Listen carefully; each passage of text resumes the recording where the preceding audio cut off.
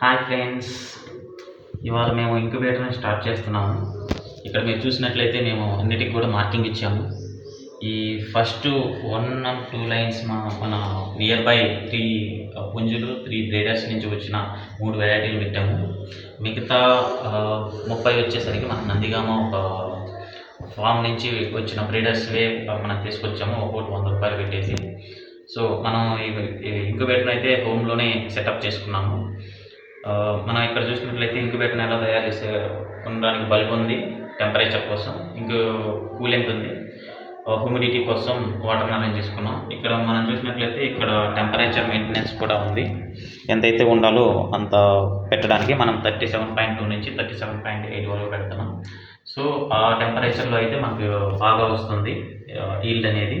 మనం 21 days వరకు కూడా ఇవి రోజు 2 to 3 times రొటేట్ చేస్తూ ఉండాలి. అప్పుడు మనకి 18 రోజు నుంచి 21 రోజు వరకు కూడా పిల్లలు మనకు బయటకు రావడం జరుగుతుంది. ఇప్పుడు పెట్టుకున్నాం కాబట్టి సెన్సర్ను కూడా లోపలేస్తాము.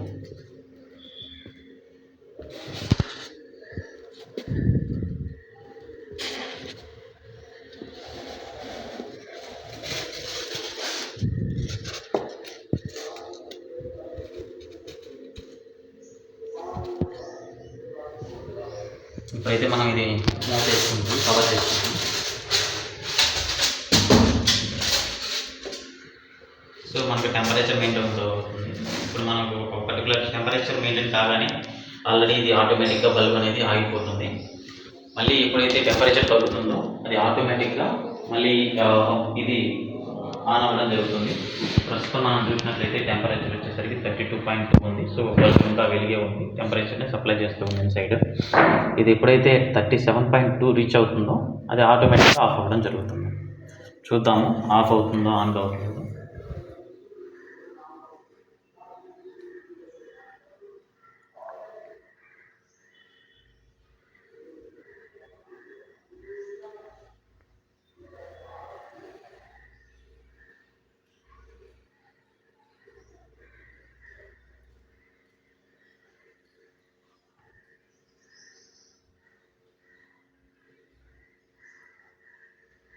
చూసారు కదా, 37.2 రీచ్ అయింది. అది ఎప్పుడైతే క్రాస్ అయిందో 37.2 అది ఆటోమేటిక్గా ఆఫ్ అయిపోయింది లైట్ అనేది. సో టెంపరేచర్ని మెయింటైన్ చేస్తుంది. ఇప్పుడు ప్రెజెంట్ 37.4 ఉంది.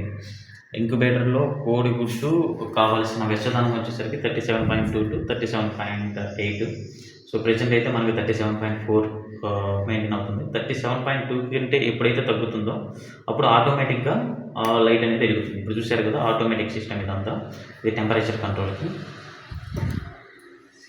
మీకు ఇప్పటి నుంచి మీకు డైలీ అప్డేట్స్ ఇస్తూ ఉంటాము మేము చేయబోయే నెక్స్ట్ స్టెప్ ఏంటని. Please follow and subscribe our channel. Thank you.